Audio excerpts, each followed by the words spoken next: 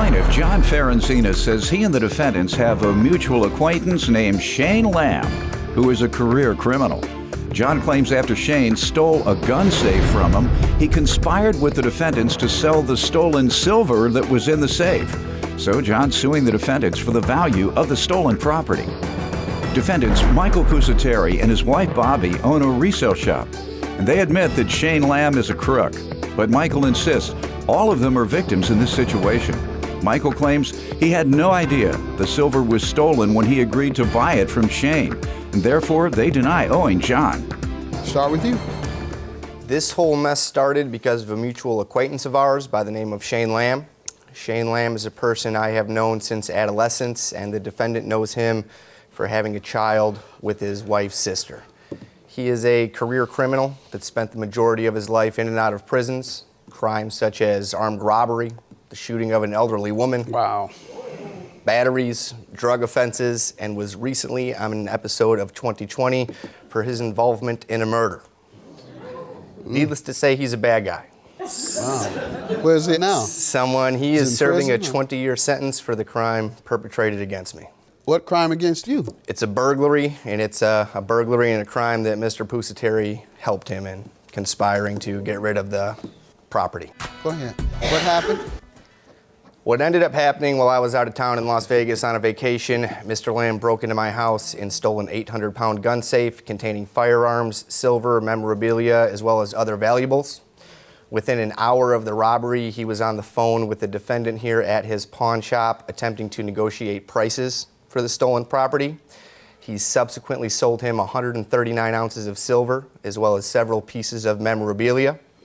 By the time the police arrested Mr. Lamb, tracked down the phone records, and ended up at the pawn shop, the silver was smelted. The defendant states that before the end of April, so about 3 weeks since the burglary, he sent it off to be smelted and sold. He denied having any of the memorabilia, but stated in the police report that given Shane's past, he should have known that the property was stolen. You have that? I do. Let me see that part, just that. I see you about to give me 50 pages. So just give me that. That's exactly what that it is. page.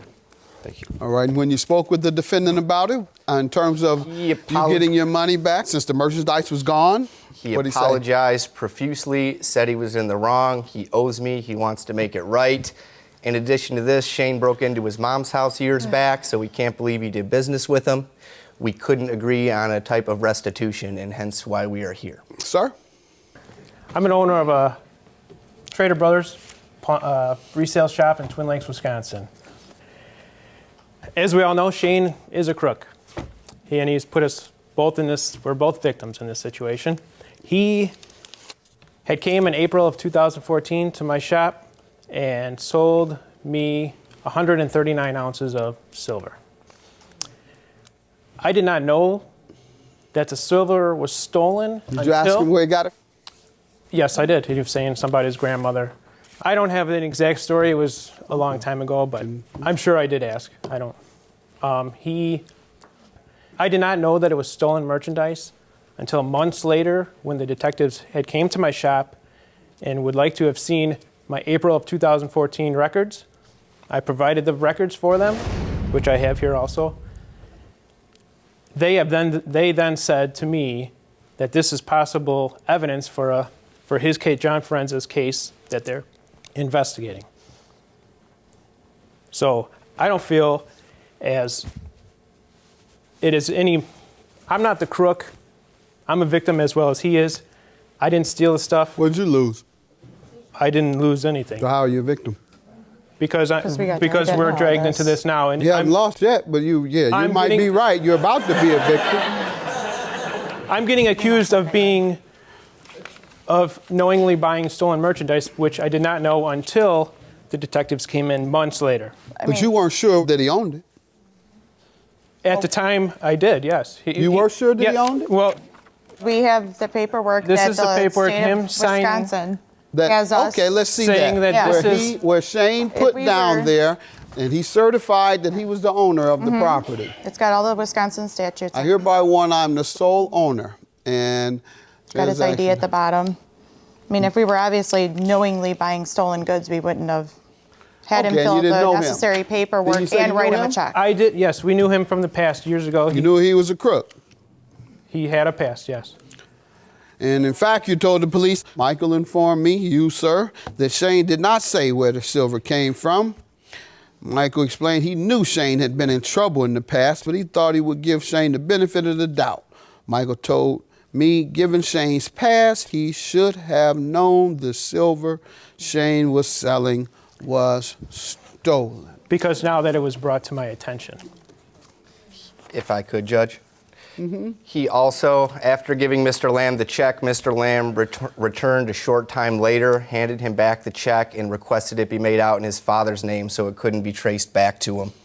That's hearsay.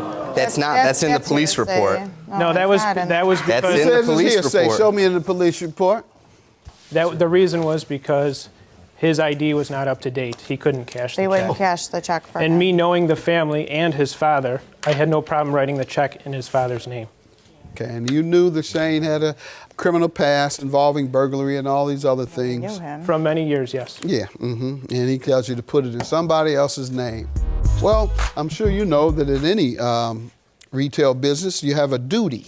You have a duty to make sure that what you are selling is indeed clear title property, and if you have reason to believe it's not, then you don't sell it. You should have known. That's the definition of negligence. You knew or you should have known. And you already admitted to the police, I should have known he was a crook. There was also an autographed Babe Ruth glove as well as Beatles autographs. Did he say he got that from a grandmother as well? Yes.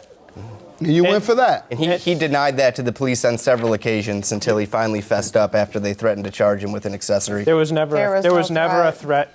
You would Sir, you have had a gotten duty that to make. back You had had he a not duty, given it sir, you. to make sure that what you were purchasing was of clear title, and you breached that duty based on the fact that you knew, as you said, that Shane had this background, and you should have known that it may have been questionable ownership of it. Therefore, I'm going to conclude that you owe the plaintiff, and then you sue Shane and get your money because he took He your already got money. restitution He's from already Shane. received all this money. He's already got $15,000 in restitution. I have not received. It's That's been irrelevant ordered for by the several Court of reasons. McHenry County. So First, it will it's be coming. symbolic. He's serving a 20-year sentence. I'll never see that money. Two, even if I had the $15,000, I could never recover everything. You haven't received it? That's your point. Right. All right, he hasn't received it. You have proof that he received it. Why would you hang around with people like Do you that? have, ma'am, know they're talk to so me. Do bad? you have proof that he received it? All right, judgment for the plaintiff. You all have a good day. Thank you, Judge. I just think he turned it into a story it shouldn't have been turned into. Yep. Exactly. He's Just trying because to I say knew a that we person? knowingly bought stolen Come on. goods. Well, why was he friends with someone? Look at my for years? background That and was look at so his bad. background. Feel free to look up John Ferenza on Fiorentina. any information. Yeah. I take complete offense to that right there. I I'm think sure you he do. should Sue be me again. focused on not fencing stolen property. Just because you have a pawn shop doesn't mean you can break the law. I voluntarily And handed the stuff to the detective. After Yes. the third Which visit, solved your case, Yeah. by the way.